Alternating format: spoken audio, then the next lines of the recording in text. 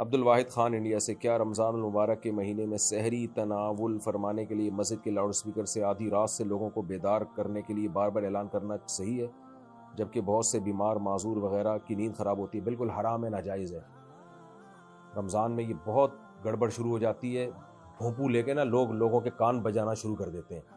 آج کل سب کے پاس الارم والی گھڑیاں ہیں، موبائل ہیں، اور ایپلیکیشن آسانی سے ڈاؤن لوڈ ہو جاتی ہیں، گوگل پہ لکھیں سحری کا ٹائم پتہ چل جاتا ہے۔ تو خدا کے لیے لوگوں کو عذاب میں نہ ڈالیں، میں خود بھگتا ہوا ہوں ان مصیبتوں سے۔ ڈھول لے کے بھونپو لے کے پہنچ جاتے ہیں، 3 بجے سے جگانا شروع کر دیتے ہیں۔ بندہ ابھی آ کے لیٹا ہے سونے کے لیے اور 3 بجے آپ نے جگا دیا۔ بھائی سحری ختم ہو رہی ہے، 6 بجے تک ٹائم ہے اور آپ 3 بجے سے اٹھا رہے ہو لوگوں کو۔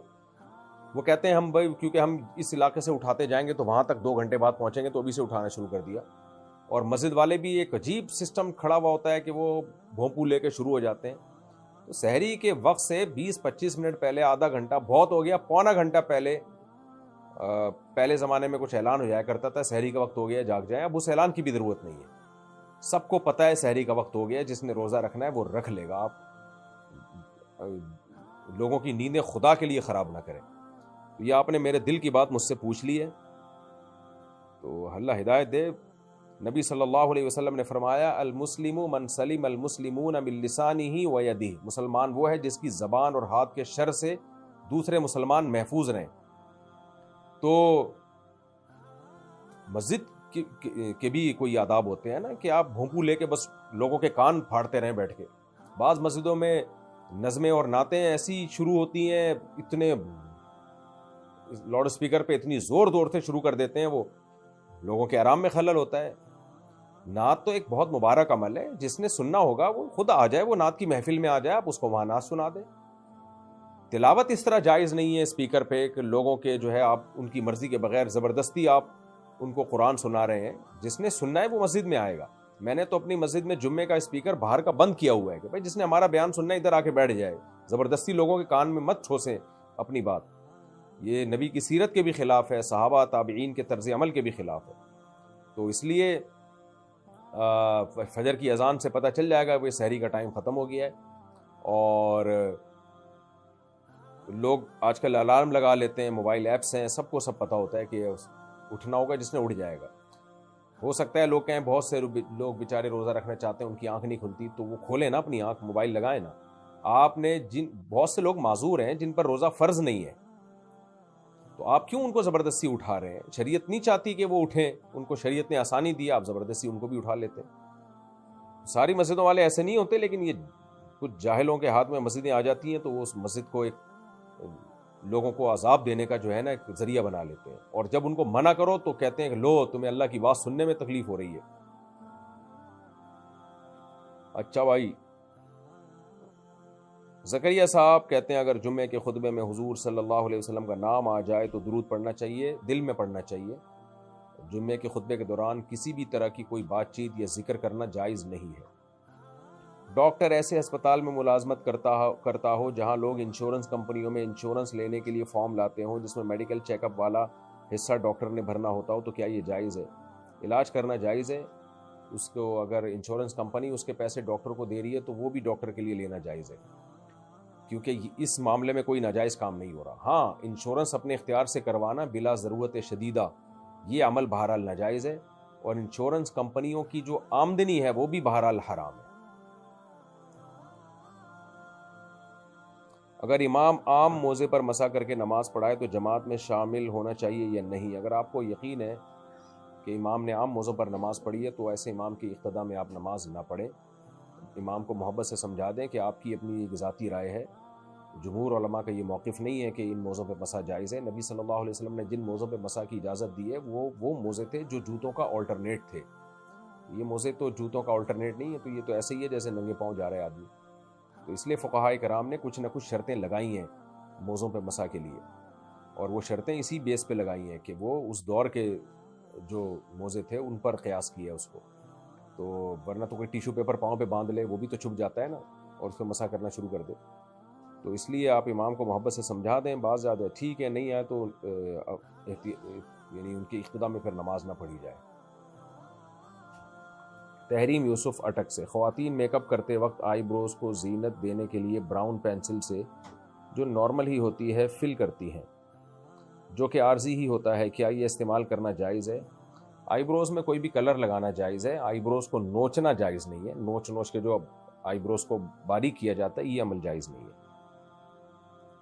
میں اکثر بہن بھائیوں کو اسکول لینے جاتا ہوں تو میری ظہر کی جماعت نکل جاتی ہے، پھر بعد میں اپنی نماز پڑھ لیتا ہوں، اور کبھی کبھار فجر کی نماز بھی سونے کی وجہ سے نکل جاتی ہے، پر اٹھنے پر پڑھ لیتا ہوں، میرے لیے ایسا کرنا جائز ہے؟ نہیں، بالکل حرام ہے، ناجائز ہے، نماز کسی صورت میں معاف نہیں ہے۔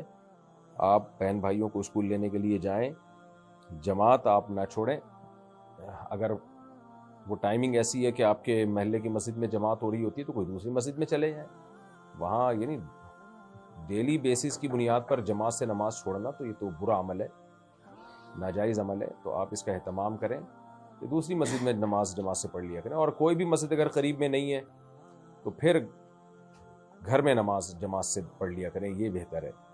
بہرحال مجبوری ہو تو پھر آپ اکیلے بھی نماز پڑھ سکتے ہیں، لیکن حتی الامکان، اور قضا کرنے کا تو سوال ہی پیدا نہیں ہوتا، قضا کرنے کی تو کوئی گنجائش نہیں ہے اسلام میں۔ جو آپ کہتے ہیں نا فجر کی نماز قضا ہو جاتی ہے تو بہت بڑا کبیرہ گناہ ہے۔ بنت عبداللہ افریقہ سے، حمل کے دوران نماز کے وقت اچانک دل کی دھڑکن تیز ہو جانے کی وجہ سے کیا بیٹھ کر نماز پڑھ سکتے ہیں؟ اگر کھڑے ہو کر نماز پڑھنے کی وجہ سے واقعی صحت کو نقصان ہو رہا ہے، یہ چکر آ رہے ہیں، تو پھر مجبوری میں بیٹھ کے نماز پڑھنا جائز ہے۔ سعد ہیوسٹن سے، کیا ہم حج پر اپنے بزرگ ساتھیوں کی طرف سے رمی کر سکتے ہیں؟ کیا اس طریقے سے کسی کو خلیفہ بنانا ٹھیک ہوگا؟ اس کو خلیفہ نہیں، اس کو وکیل کہتے ہیں، کہ خود اگر رمی نہیں کر سکتے تو کسی کو وکیل بنا دیا جائے، تو یہ اس صورت میں جائز ہے جب بالکل ہی ناممکن ہو جائے خود رمی کرنا، اتنی بیماری ہو۔ لیکن صرف بڑھاپا یا صرف بیماری کی وجہ سے، جبکہ وہ بیمار وہاں تک جا سکتا ہو یا بزرگ وہاں تک جا سکتے ہوں، تو ان کا کسی کو وکیل بنانا جائز نہیں ہے۔ بالکل ہی ممکن نہ ہو یا بہت سخت تکلیف ہو وہاں جانے میں، تو پھر مجبوری ہے، کسی کو وکیل بنایا جا سکتا ہے۔ خالد صاحب کو ویسے، مفتی صاحب اگر کسی کو وہم کی بیماری ہو اور وہ نماز پڑھنے کے لیے کھڑا ہو اور اس سے نیت نہ ہو رہی ہو تو کیا بغیر نیت کے نماز پڑھ لینی چاہیے؟ آپ اس بارے میں کیا مشورہ دیں گے؟ وہم کے مریضوں کے لیے چاہیے کھڑے ہو کر بس تکبیر تحریمہ کہہ کے نماز شروع کر دیں، ورنہ قیامت تک سوچتے رہیں گے۔ ایسے ہی کر لیں جیسا آپ نے لکھا ہے، وہم کے مریضوں کے لیے خصوصی پیکیج ہے، ان کی نیت ہوتی ہے لیکن وہ سمجھ رہے ہوتے ہیں کہ نیت ہے نہیں، تو ایسے ہی پڑھ لیں۔ احمد صاحب لندن سے، کیا جمعے کا خطبہ عربی کے علاوہ کسی اور زبان میں دینا جائز ہے؟ مثلا یورپی ممالک میں لوگ کہتے ہیں کہ اگر خطبہ سمجھ میں نہ آئے تو کیا فائدہ ہے؟ آج کل بہت سارے کنٹریز میں میں نے دیکھا ہے کہ خطبہ انگلش میں یا وہاں کی مقامی زبانوں میں جمعے کا خطبہ شروع ہو گیا ہے۔ اگر یہ جائز ہوتا تو اسلاف میں سے ثابت ہوتا۔ اسلام جب دنیا میں پھیلا ہے تو صحابہ، تابعین، تبع تابعین پوری دنیا میں گئے ہیں، اور وہاں کی مقامی زبانوں کو کہ لوگ بھی مسلمان ہوئے، لیکن ہمیں نہیں ملتا کسی بھی مستند تاریخی روایت میں کہ وہاں کی مقامی زبانوں میں جمعے کا خطبہ دیا گیا ہو۔ تو جو چیز اسلاف سے ثابت ہے اسی کو فوکس کرنا چاہیے۔ اسلام تو بہت پہلے پوری دنیا میں پھیل چکا تھا، لیکن کبھی بھی نہیں ایسا ہوا کہ وہاں کی مقامی زبانوں میں جمعے کا خطبہ دیا گیا۔ جمعے کا خطبہ ہمیشہ سے عربی میں ہی ہوتا رہا ہے۔ رہا یہ مسئلہ کہ جب وہ زبان سمجھ میں ہی نہیں آ رہی تو کیا فائدہ؟ تو یہ تو پھر ہر جگہ اشکال ہوگا کہ نماز بھی عربی میں ہے، سبحان ربی الاعلیٰ یہ تسبیحات بھی عربی میں ہیں، سبحان ربی العظیم یہ تسبیحات بھی عربی میں ہیں، تو پھر کیا فائدہ؟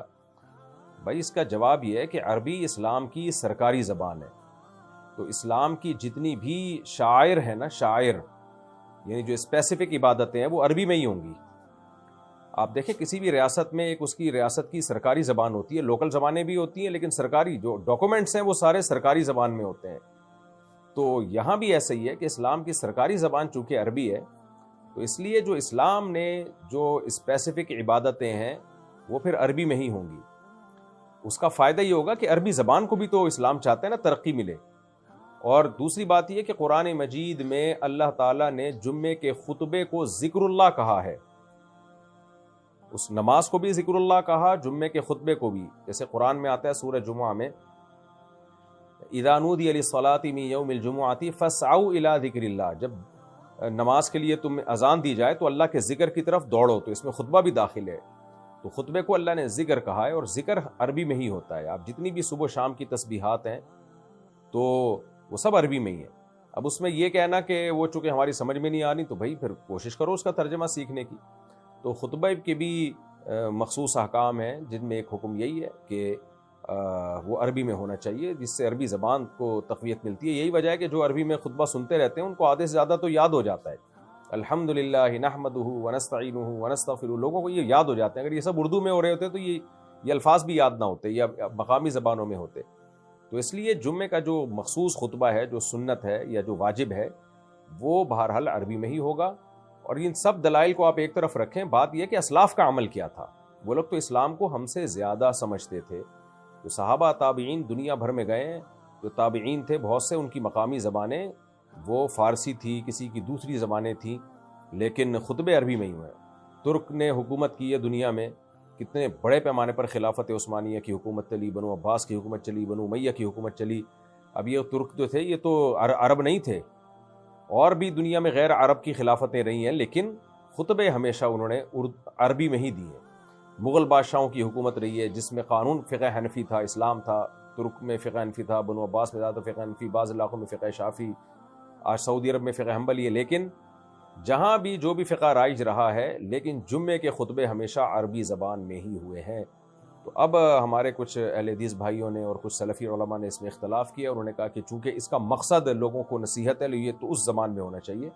تو ایک عقلی دلیل دے کے اس اسلاف کی ایک سنت سے اعراض کیا جا رہا ہے جو صدیوں سے تواتر کے ساتھ چلی آ رہی ہے.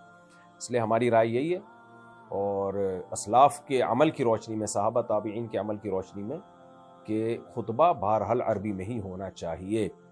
باقی یہ کہ خطبے سے پہلے آپ جو چاہے کر لیں، اردو میں تقریر کر لیں، انگلش میں تقریر کر لیں، وہ واعظ و نصیحت جب چاہیں، جس ٹائم پہ جس زبان میں کریں، وہ مقامی زبانوں میں ہونا چاہیے. جمعے سے پہلے نہ بھی کریں، آپ جمعرات کو کر لیں، جو بھی سوٹیبل ٹائم ہو لوگوں کے لیے واعظ و نصیحت کا، وہ مقامی زبانوں میں ہونا چاہیے. ہو سکتا ہے، اس میں کوئی حرج نہیں ہے. لیکن جو اسپیسیفک جو اسلام کے شاعر ہیں، جیسے ہم کرتے ہیں لبیک اللہم لبیک، یہ دعا بھی ہے، یہ بھی عربی میں ہے. جانور پہ قرآن کہتے ہیں اللہ کا نام لو، تو اس میں بھی ہم عربی میں اللہ کا نام لیتے ہیں، بسم اللہ اللہ اکبر. اذان عربی میں. تو اس لیے خطبہ بھی ایک جو ہے، یہ بھی ایک مخصوص عبادت ہے جس کے مخصوص احکام ہیں، تو یہ بھی عربی میں ہی ہونا چاہیے. باقی اس مسئلے کو لے کے لڑیں نہیں. یورپ، امریکہ اور ان ملکوں میں محبت سے رہیں. آپ صرف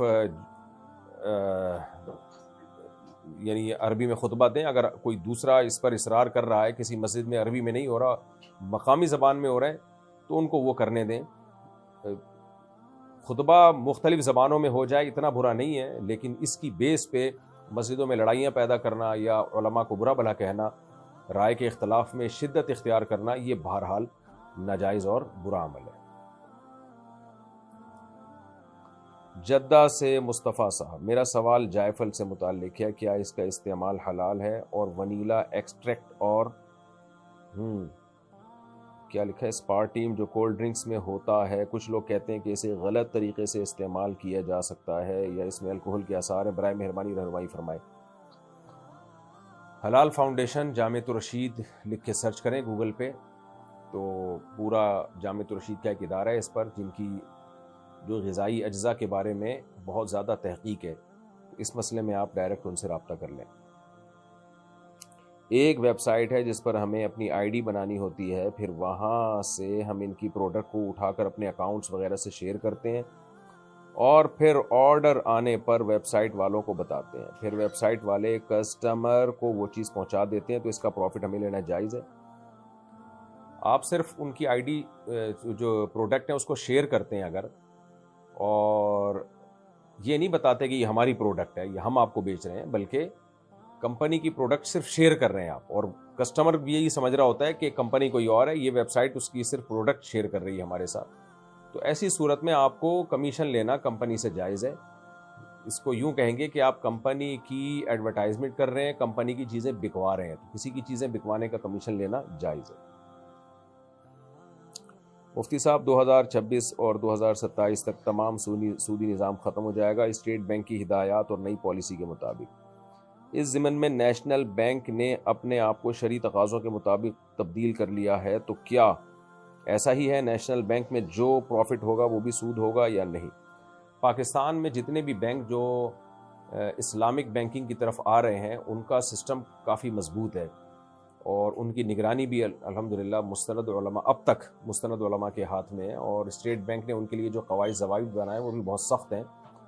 تو اب تک جتنے بھی بینک جو پاکستان کی میں بات کر رہا ہوں، پوری دنیا کا مجھے نہیں پتا، تو جو بھی بینک اسلامک بینکنگ کی طرف کنورٹ ہو رہے ہیں تو ان سے معاملات کرنا جائز ہے، اور اب تک کا مطلب آج 14 فروری ہے 2026 ہے، تو آج کی رپورٹ میں آپ کے سامنے پیش کر رہا ہوں، کل کا مجھے نہیں پتا، کیونکہ کوئی پتہ نہیں ہے کہ کل جا کے دھاندلیاں ہونا شروع ہو جائیں، گڑبڑ ہونا شروع ہو جائے، یا شرعی ایڈوائزر جو رکھے جاتے ہیں وہ معیار والے ہو ہی نہیں، علماء ہو ہی نہیں ہیں، وہیں بھرتی شروع ہو جائے اور پھر وہ 2 نمبری شروع ہو جائے، تو کل کا مجھے نہیں پتا، آج تک کی رپورٹ جو ہے وہ اس کے مطابق میں نے آپ سے بات کی ہے۔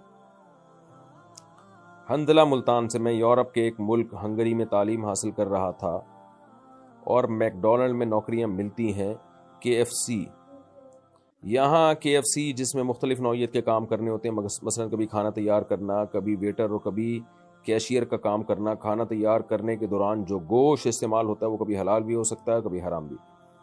ایسی صورت میں میرے لیے ایسی نوکری کرنا کیسا ہے جس میں ہم ان کے لیے کھانا تیار کرتے ہوں جبکہ ہمیں معلوم نہ ہو کہ استعمال ہونے والا گوشت حلال ہے حرام؟ آپ کے لیے جائز نہیں ہے یہ جاب کرنا، اس لیے کہ یورپ بھی ہو اور غیر مسلم کمپنی بھی ہو، تو آپ کے پاس کیا ثبوت ہے کہ یہ حلال ہے؟ گوشت میں اصل یہی ہے کہ جب تک حلال ہونے کی دلیل نہ ہو وہ حرام ہی سمجھا جائے گا، غیر مسلم کنٹری کی بات ہو رہی ہے، تو اس لیے یہ جاب آپ کے لیے جائز نہیں ہے۔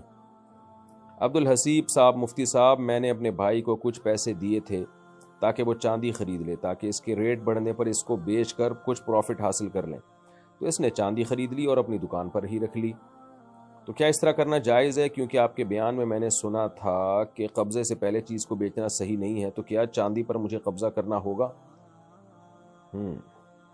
دیکھیں، آپ کو چاندی، آپ نے اپنے بھائی کو بولا نا خرید لے، تو خرید لی اس نے، آپ کے لیے خریدی ہے، تو اس کا قبضے سے آپ کا قبضہ ہو گیا، آپ آگے کسی تھرڈ پرسن کو آپ وہ چاندی مہنگے داموں بیچ سکتے ہیں، کیونکہ وہ آپ کی طرف سے جب وکیل بن کے اس نے خریدا ہے تو وکیل کا قبضہ موکل ہی کا قبضہ شمار ہوتا ہے۔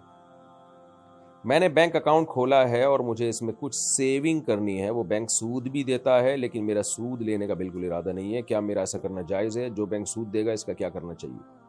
مجبوری میں جائز ہے، لیکن آپ جو بینک سود ملے گا وہ بینک میں نہ چھوڑیں، اور وہ سود نکال کے ثواب کی نیت کے بغیر صدقہ کر دیں، اس کو کسی خیر کے کام میں لگا دیں۔ انویز لاکھانی انڈیا سے: مفتی صاحب، غسل کے جو 3 فرائض ہیں، منہ بھر کے کلی کرنا، ناک کی نرم ہڈی تک پانی پہنچانا اور پورے جسم پر پانی بہانا، تو اس کی کیا دلیل ہے؟ اس کی دلیل نبی صلی اللہ علیہ وسلم کا عمل ہے، آپ صلی اللہ علیہ وسلم نے اسی طرح غسل کیا ہے، کلی بھی کی، ناک میں پانی بھی ڈالا، پورے جسم پہ پانی بھی بہایا۔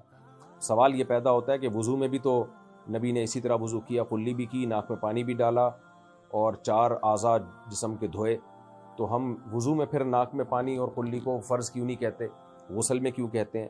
اس کا جواب یہ ہے کہ وضو میں جو قرآن مجید نے وضو کے ارکان بیان کیے ہیں وہ 4: فاغسلوا وجوہکم وایدیکم الی المرافق وامسحوا برؤوسکم وارجلکم الی الکعبین، یا ایمان والو جب نماز کا ارادہ کرو تو اپنے ہاتھ کوہنیوں تک اور چہرہ اور سر کا مسح اور پاؤں دھو۔ تو قرآن نے چونکہ 4 اعضاء کا ذکر کیا ہے تو اس لیے وہاں 4 اعضاء ہی رکن ہیں، باقی حدیث میں چونکہ قلی اور ناک میں پانی بھی ہے تو اس لیے اس کو سنت موقدہ قرار دیا گیا، جبکہ غسل میں قرآن میں ایسا کچھ بھی نہیں ہے کہ غسل میں جو ہے یہ اعضاء دھونے، بلکہ غسل میں آتا ہے